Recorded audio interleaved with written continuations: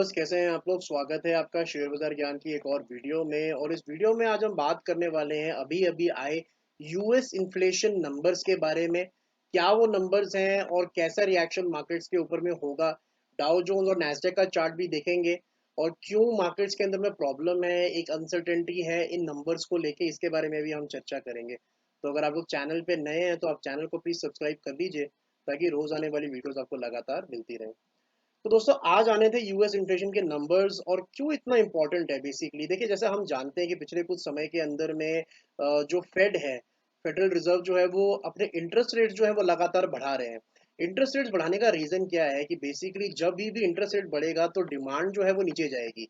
लोगों के हाथ में पैसा कम होगा, डिमांड नीचे जाएगी। उससे जो महंगाई है, इन्फ्लेशन जो है वो कहीं ना कहीं कंट्रोल में आएगी। बिकॉज जहाँ पे डिमांड कम जाती है वहाँ पे सप्लाई बढ़ती है। और सप्लाई बढ़ने का मतलब ये होता है कि सामान ज्यादा होता है और खरीदने वाले कम होते हैं। सिंपल सा यही लॉजिक है। और इसके लिए इम्पोर्टेंट ये है कि इन्फ्लेशन का नंबर जो यूएस का आता है हर महीने, से हमारे यहाँ पे भी आता है, वहां पे भी हर महीने इन्फ्लेशन का डेटा आता है। And that needs to go down, क्योंकि जैसे इंटरेस्ट रेट ये लोग बढ़ा रहे हैं, ऊपर की तरफ कर रहे हैं, इन्फ्लेशन अब नीचे आना चाहिए और इसी का एंटिसिपेशन मार्केट को है। लेकिन ऐसा हुआ नहीं है। अब मैं आपको बता देता हूँ कि इन्फ्लेशन के नंबर्स क्या हैं यूएस के। तो इन्फ्लेशन का जो सितंबर का नंबर है दैट इज 8.2%, जो कि बहुत बड़ी इन्फ्लेशन का नंबर है। 1982 के बाद में सबसे हाईएस्ट इन्फ्लेशन यूएस के अंदर में इस टाइम चल रही है, 8.2%। अब अगर हम इसको अगस्त से कंपेयर करेंगे तो अगस्त के अंदर में जो इन्फ्लेशन था वो था 8.3%। तो वहां से तो 0.1% जो है नीचे आया है इन्फ्लेशन डेफिनेटली। और लेकिन ये मार्केट को पसंद क्यों नहीं आया, ये नैस्डैक का चार्ट अपने सामने आप देख रहे हो, तो यू कैन सी कितना बड़ा गैप जो है मार्केट्स ने बनाया है यहाँ पे ओपनिंग के अंदर में। अभी अभी अभी मार्केट्स खुली है कुछ टाइम पहले, और आप देख सकते हो यहाँ पे कि एक गैप डाउन ओपनिंग हमारे को नैस्डैक में देखने को मिली है, जहाँ पे क्लोज 10,785 का हुआ था।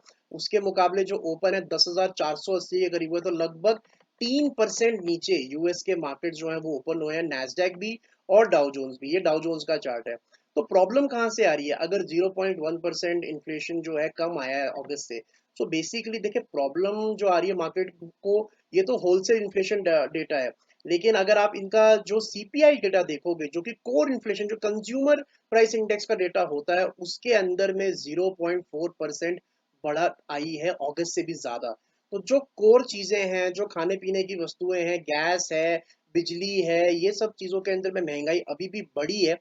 प्रॉब्लम ये नहीं है कि महंगाई बढ़ी है, प्रॉब्लम ये है कि जिस तरीके से इंटरेस्ट रेट्स फेड बढ़ा रहा है, उसके बावजूद भी ये महंगाई नीचे आती हुई नहीं दिख रही है। और इसीलिए मार्केट्स नीचे गिरी है। क्यों? इसका मतलब होगा आने वाले समय में फेड ने जो बोला है कि इंटरेस्ट रेट हाइक जारी रहेगा, तो ये प्रॉब्लम और गहरी होगी। बिकॉज जितना इंटरेस्ट रेट जारी आएगा, उतना मार्केट से पैसा बाहर निकलेगा, उतना स्टॉक मार्केट्स को प्रॉब्लम होगा। रिसेशन आने के चांसेस पूरे पूरे अमेरिका के अंदर में आ चुके हैं। तो ये मोटा मोटा बात है जो इन्फ्लेशन का डेटा आज आना था। बात करेंगे इसका इम्पैक्ट क्या होगा। देखिए, यूएस मार्केट्स अगर आप कंपेयर करोगे, मैं आपको जो डेटा है वो वीकली चार्ट पे दिखाना चाहता हूँ, बहुत इंटरेस्टिंग है। ठीक है, और साथ ही साथ हम निफ्टी को भी कंपेयर करेंगे। तो ये डाउ जोन्स का वीकली चार्ट है। डाउ जोन्स के अंदर में जितनी भी नामी गिरामी कंपनीज है यूएस की, वो है। अब दो एवरेजेस आप इसके अंदर देखो, लाल वाली को भूल जाओ, जो ब्लैक वाली है this is the 200 weekly moving average. ठीक है, 200 वीकली मूविंग एवरेज आसानी से कभी भी कोई ढंग का चार्ट नहीं तोड़ता है।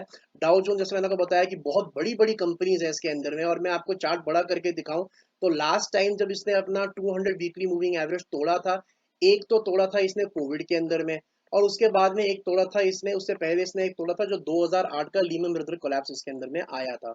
And the problem that I am seeing here, देखिए आज की अगर आप कैंडल देखोगे, नैस्डैक की भी अगर आप देखोगे कैंडल, तो नीचे से तो बढ़त है। देखिए ग्रीन कैंडल बन रही है, मतलब जहां से खुला था वहां से जो है बढ़त तो इसके अंदर में आई है, तो ग्रीन में तो शो कर रहा है।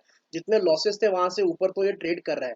प्रॉब्लम मेरे को दिख रही है जो इसका वीकली चार्ट है। वीकली चार्ट के अंदर अगर आप देखोगे तो 200 वीकली मूविंग एवरेज के नीचे कारोबार हो रहा है। और ये चीज मुझे थोड़ा सा इसके अंदर में प्रॉब्लम दिखाई दे रही है कि अभी तक सेलिंग शायद पूरी तरीके से खत्म नहीं हुई है यूएस मार्केट्स के अंदर में। हमारी प्रॉब्लम क्यों हो सकता है? देखिए, हमारी मार्केट्स बहुत कोशिश कर रही है ऊपर रहने की, लेकिन आप एक बार डाउ जोन्स को देखिए जो अपने 200 वीकली मूविंग एवरेज के नीचे है।